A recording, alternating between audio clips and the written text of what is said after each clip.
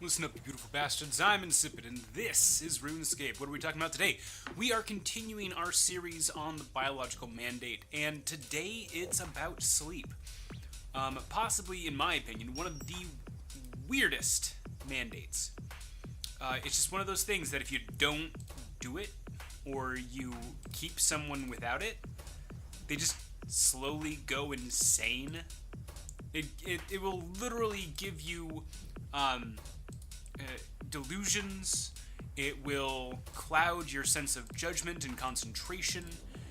And then you take the exact opposite. Someone who has really good sleep, like the correct amount for themselves.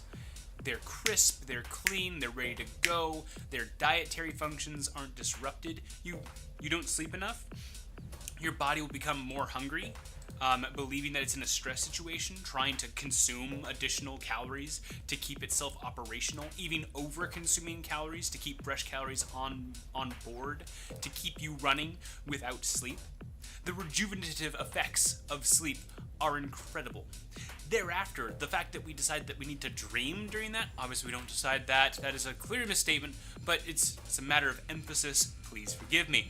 That said, we're dealing with this hallucinatory state specific to like levels of brain waves and REM patterns, and we get straight into that mode, and somehow that is the correct combination of psychedelic bullshit for our bodies to recover from that process. Fire making level up, go me, do little dance right there. Got that done, move on back over here. And so I'm just going over that and aghast at, this process of we need sleep because we have these physical forms, and somehow this super weird mode of being gets the job done. Now, I wish I had something definitive to tell you about all of that. I don't. The scientific knowledge about sleep is very limited. There's a whole lot of knowledge about what it looks like with our current measuring technologies, right? We're able to do REM studies. We're able to do sleep studies. We're able to tell each other and ourselves what happens if that good balance gets disrupted. There's even states where we get too much sleep and then our brains get depressed. It's dumb. So you have to have the right amount of sleep. And so I don't have anything else to say about that. I do have some stuff to say about the regulation of the biological mandate.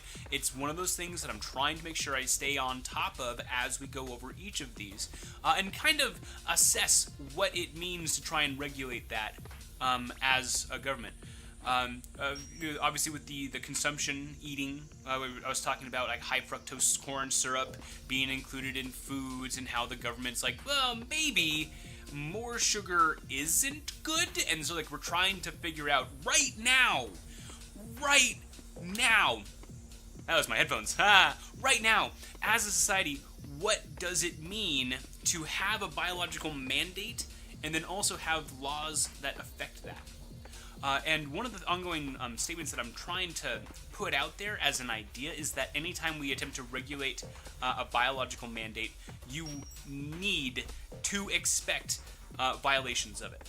Because it's not even something transitive, like graffiti, where it's perhaps, enunciated as a generational change and the rebellious throwing off of conventional rules and laws.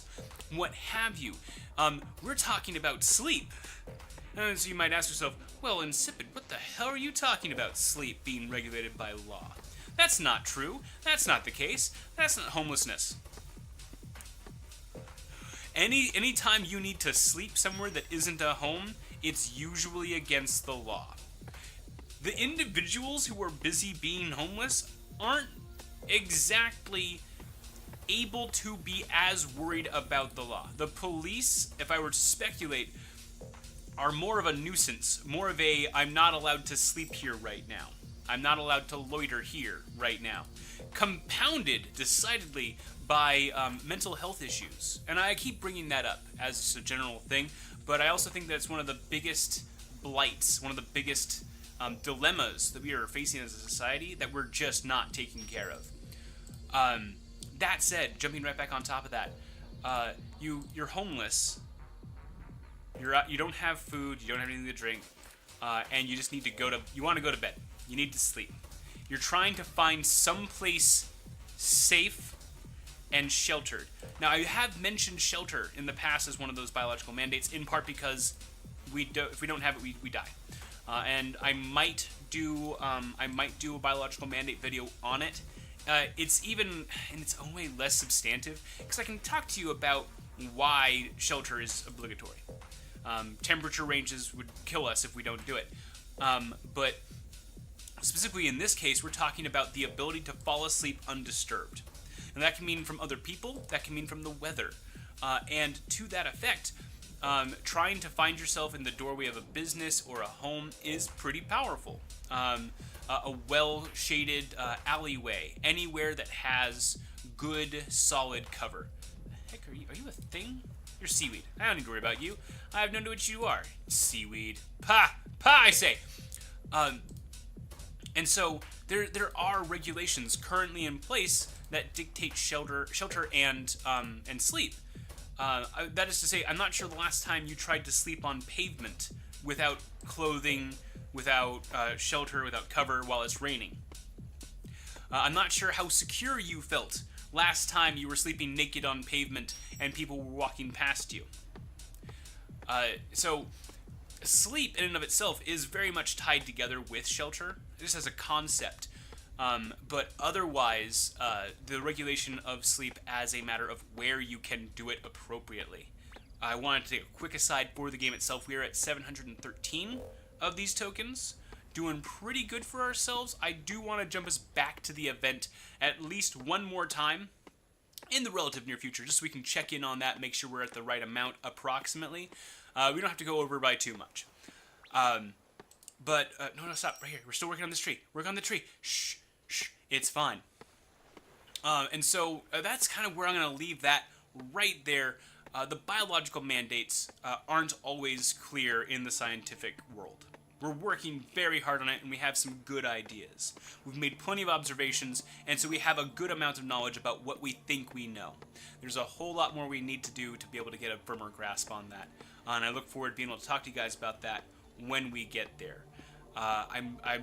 We've worked over shelter in conjunction with sleep a little bit on this video. We'll see. We will see if there's another video that's going to be dedicated to shelter. I would certainly enjoy going into the nature of architecture and how we have managed to extrapolate it into something infinitely more complex, where something like sleep can only get so extravagant.